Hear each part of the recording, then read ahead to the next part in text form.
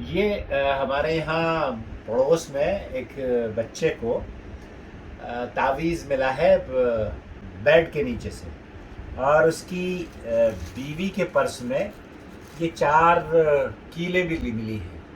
اب وہ مجھ سے پوچھ رہے تھے کہ میں اس کا کیا کروں۔ اس کو کچھ کرنے کی ضرورت نہیں ہے، یہ کیلیں جو ہیں وہ کسی جوتے میں لگا لو، جوتا اگر پھٹ جائے۔ اور اس کے اندر کیا ہے میں بتاؤں آپ کو، دیکھیں یہ تعویذ جو انہوں نے بنایا ہے صرف دھوکوں پر مبنی ہوتا ہے یہ، اور وسوسوں میں مسلمانوں کو ڈالتے ہیں۔ اللہ کے رسول صلی اللہ علیہ وسلم نے فرمایا نا، من تعلق تمیمۃ فقد اشرک، یہ جس نے تعویذ بنایا اور تعویذ لٹکایا اس نے تو گویا شرک کیا۔ اب یہاں دیکھیں اس نے بیوقوف جاہل اور مشرک، کیا کہوں میں، بہرحال بہت لوگ ناراض ہو جائیں گے میری گفتگو سن کر، لیکن اللہ کے رسول صلی اللہ علیہ وسلم کی حدیث ہے جو تعویذ لٹکاتا ہے بناتا ہے وہ شرک کرتا ہے، اور شرک کا کوئی گناہ نہیں ہے۔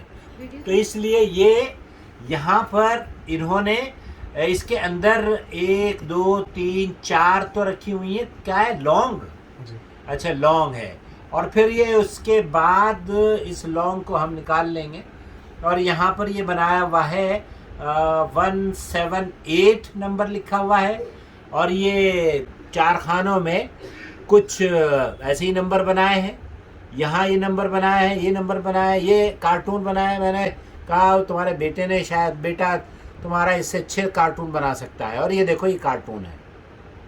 مسلمانوں کی عقل ماری گئی ہے، وہ یہ سمجھتے ہیں کہ ان کارٹونوں سے ان کی قسمت بدل سکتی ہے یا کسی کو نقصان پہنچا سکتے ہیں۔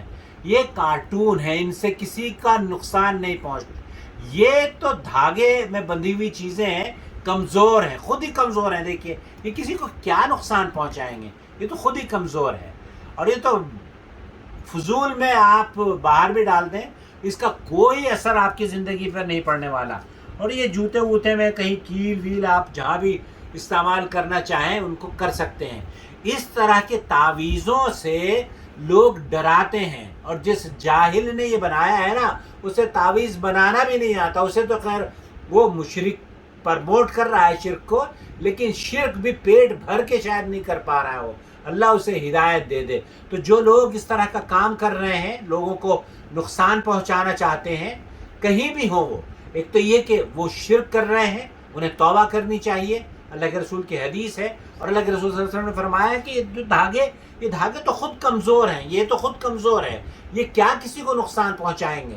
دوسرے یہ کہ اس سے کوئی بھی چیز متاثر نہیں ہوتی ہے، صرف ذہن کو متاثر کیا جاتا ہے کہ آپ کو گھبراہٹ ہو جائے گی، اور جناب میں بس کیا کروں، اس کا کوئی حل ہونا چاہیے۔ اس کا کوئی حل نہیں ہے۔ اپنے لیے، اپنے بچوں کے لیے صبح و شام کے اذکار، آیت الکرسی اور معوذتین اور قل هو اللہ احد، اس کو اپنی زندگی میں یاد کر لیں، اور صبح اور شام جیسے اٹھتے بیٹھتے ہیں اللہ کا ذکر کریں۔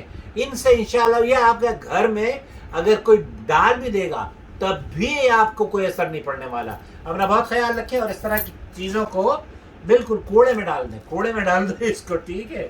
اوکے، والسلام۔